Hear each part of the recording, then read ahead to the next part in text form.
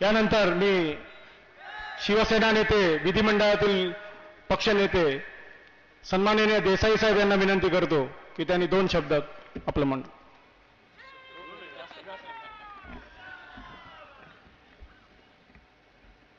आदरणीय उद्धवजी, व्यासपीठावरील सर्वच मान्यवर आणि सभेसाठी आलेल्या बंधूंनो, भगिनींनो, मातांनो, आज वेसावे गावामध्ये सभा आहे आणि सर्व मच्छीमारांचे, त्यानिमित्ताने महाराष्ट्रातल्या सर्व कोळी बांधवांचे प्रश्न अनंत तरे, महापौर सुनील प्रभू, शैलेश फणसे या सर्वांनी मांडले आणि कीर्तिकरांनी मांडले.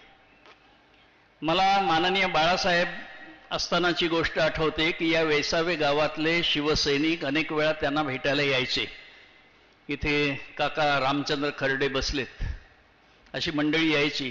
त्यांच्या हातातली पिशवी दिसली की साहेब मस्करी करायचे, म्हणजे काय रे ताजा महावरा गावला काय, असा जिव्हाळा होता त्यांचा या गावकऱ्यांशी. आणि तो जिव्हाळा आजही कायम आहे हे आपण सर्वांनी या उपस्थितीवरून दाखवलेलं आहे. कीर्तिकरांसाठी आपण पिशवीतून ताजी मासळी आणली नाही तरी चालेल, परंतु 24 तारखेला मतदान करायला मात्र विसरू नका आणि हा आपला जिव्हाळा कायम आहे याची साक्ष द्या, ही विनंती करण्यासाठी ही सभा आहे. आणि गुरुदास कामत जे 5 वर्षापूर्वी निवडून गेले त्यांच्याबद्दलची माहिती कीर्तिकरांनी सांगितली आहे.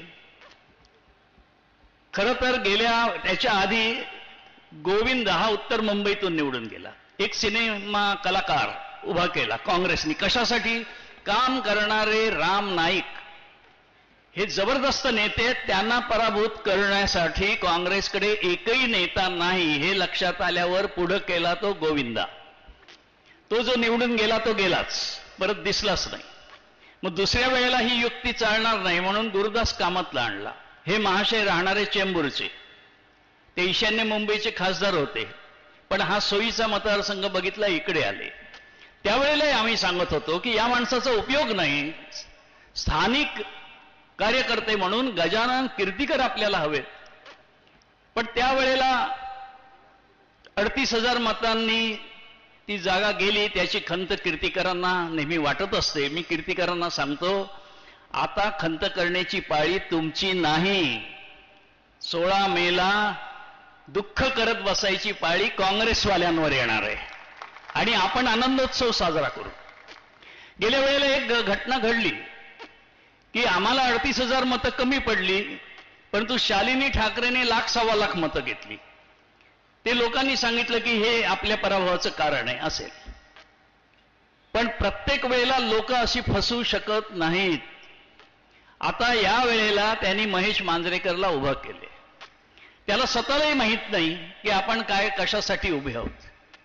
त्या पक्षप्रमुखांना तरी माहिती आहे की नाही कोणाला माहिती.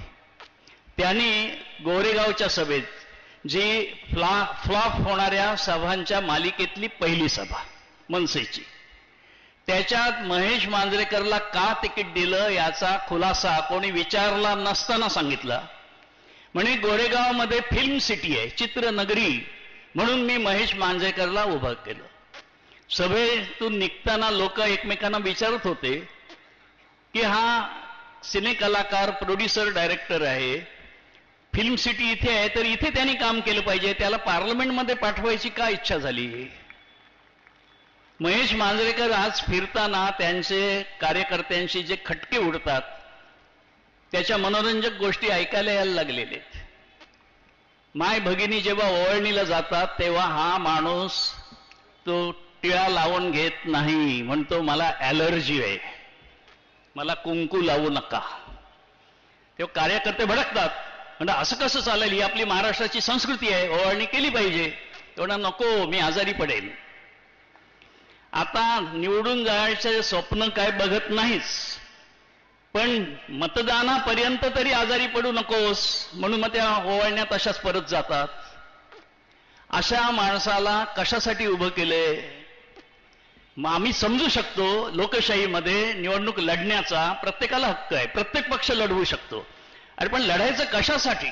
जिंकायसाठी लढत असाल तर जरूर लढा, पण हे पडायसाठी लढतायत. जिंकायसाठी लढायचं असतं तर त्यांनी जिथे 2-2, 3-3 आमदार आहेत मनसेचे, तिथे उमेदवार उभा केला असता. ईशान्य मुंबई, तिथे शिशिर शिंदे आहेत, मंगेश सांगळे आहेत, राम कदम आहेत, 3 आमदार आहेत. खासदारकी लढाईसाठी ती जागा भुसभुशीत होती. आता नाही लढत आणि आमच्या किरीट सोमय्याचं काम सोपं झालं याचा आनंद आहे. पण कुठल्याही पक्षानं जिथे जास्त नगरसेवक तिथे आमदारकीचं स्वप्न बघायचं असतं. जिथे जास्त आमदार तिथे खासदार होऊ शकतो. ती दिलं सोडून जिथे 0 आमदार, जिथे काही नगरसेवकही विशेष नाहीत, त्या या ठिकाणी उमेदवार टाकलेला आहे. महेश मांजरेकर बळीचा बकरा तर होणारच, पण अपशकून कोणाला? कीर्तीकरांना. अपशकून अरविंद सावंतला, अपशकून राहुल शेवाळेला. ही अस्सल मराठी माणसं असताना त्यांच्या समोर काळी मांजरं आडवी टाकण्याचं पाप मनसेनं केलेलं आहे. ह्याचा विचार मराठी माणूस या वेळेला केल्याखेरीज राहणार नाही. हा डाव कळतोय. आणि माझ्याकडे एक पुरावा आहे. विधानसभेचं अधिवेशन झालं, त्याच्यामध्ये अर्थसंकल्प मांडला गेला. बजेट मांडल्यावर अजित पवारांनी भाषण केलं आणि त्या भाषणामध्ये नेहमीप्रमाणे अर्थमंत्री लॉलीपॉप वाटत असतात तशा घोषणा सुरू झाल्या. या गावाला पूल, त्या गावाला रस्ता, तिकडे धरण, तिकडे कालवा. असं बोलता बोलता त्यांनी भांडूपच्या शिवाजी तलावासाठी सुशोभीकरणाचं काम करू आणि त्यासाठी आम्ही 2 कोटी रुपये मंजूर करतो अशी घोषणा केली. ते ठीक आहे, पण घोषणा करून थांबेल तर तो अजित पवार कसला? त्यांनी समोर बसलेल्या शिशिर शिंदेकडे बघून असं सांगितलं, शिशिर शिंदे, हा शिवाजी तलाव भांडूपमध्ये म्हणजे तुमच्या मतदारसंघात आहे, म्हणून आता आम्ही सांगू तिथे उमेदवार उभे करा. असं निर्लज्जपणे अजित दादा बोलला. आम्हाला वाटलं त्यावेळेला की शिशिर शिंदे ताडकन उभे राहतील आणि म्हणतील ही 2 कोटी रुपये देऊन आम्हाला विकत घ्यायचा प्रयत्न करू नका, आमचं सुशोभीकरण यावर्षी नाही झालं चालेल, असं काहीतरी बाणेदार उत्तर मिळेल असं वाटलं होतं. परंतु शिशिर शिंदे फिदी हसत तिथेच खाली मान घालून बसले. तेव्हाच कळलं हे साटलोटा आता सुरू झालं.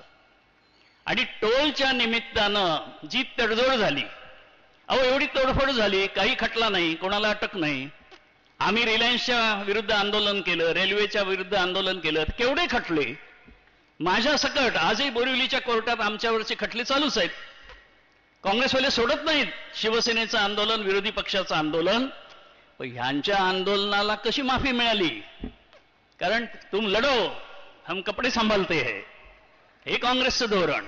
आणि जी काय तडजोड झाली त्याच्यामुळे वेचून शिवसेनेच्या उमेदवारांसमोर काळी मांजरं आडवी टाकलेली आहेत. मांजर जर लुडबुडलं तर त्याची मानगूट टाकून कसं त्याला लांब फेकायचं हे मराठी माणसाला पूर्वीपासून नीट माहिती आहे. आणि ते यावेळेला घडेल, यावेळेला नक्की घडेल. आणि एकच आहे की आताचं जे आव्हान आहे ते काय आहे? आपल्याला काँग्रेस नकोय. काँग्रेसने महागाई वाढवली, काँग्रेसने महिलांचे वरचे अत्याचार त्यांच्याच राजवटीत वाढले, आज देशाच्या सीमा सुरक्षित नाहीत, अनेक घोटाळे केले. ही काँग्रेस नको. मग या काँग्रेसला घालवायला कोण समर्थ आहे? मजबूत कोण आहे? तर एकच एनडीए किंवा ही महाराष्ट्रातली महायुती. एवढं गणित जनतेला कळते. आणि त्यामुळे ही फाटाफूट आता मराठी मतांमध्ये सुद्धा होणार नाही असा मला आत्मविश्वास आहे. आपण त्या जिद्दीनं, एकजुटीनं या 24 तारखेला मतदान करा. गावाला वगैरे जाण्याचा विचार नंतर.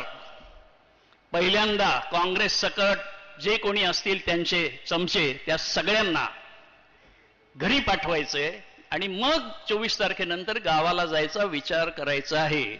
आपण कीर्तीकरांच्या धनुष्यबाणाचं, शिवसेनेच्या धनुष्यबाणाचं, महायुतीच्या धनुष्यबाणाचं बटन दाबल्याबरोबर 2 गोष्टी घडतील. एक तर कीर्तीकर खासदार होतील आणि नरेंद्र मोदी पंतप्रधान होतील.